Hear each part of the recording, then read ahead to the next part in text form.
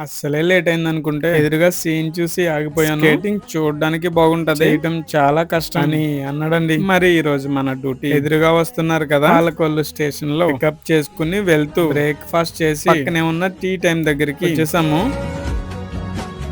ఇంతకీ ఆయన ఎవరు, ఎందుకు వచ్చారు అని మీకు చెప్పలేదు కదా. తెలంగాణ నుండి వచ్చారండి, ఇంటీరియర్ డిజైనర్ అన్నమాట. చిన్న పని అయిపోయిన తర్వాత రిటర్న్ లో సుగంధి సోడా ఒకటి తెలంగాణ అన్న చేత తాగిపించేసాము. ఫస్ట్ టైం తాగాను, చాలా బాగుంది అన్నారు. ఇంకా గోదావరి అందాలని చూస్తాను అంటే చించినాడ బ్రిడ్జ్ పైన ఆపానండి.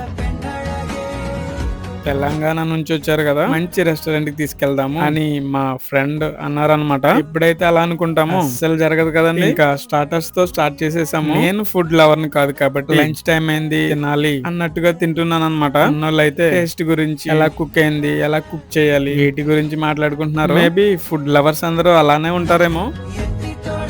చాలా ఎర్లీగా అన్ననే తెలంగాణ పంపించడానికి స్టేషన్ కి వచ్చేసాము. రిటర్న్ వెళ్తూ ఉంటే ఏంటోనండి, స్టేషన్ కి వచ్చిన ప్రతిసారి ఏదో తెలియని ఒక ఫీలింగ్ అన్నమాట. మీలో ఎవరికైనా ఇలా అనిపిస్తదండి?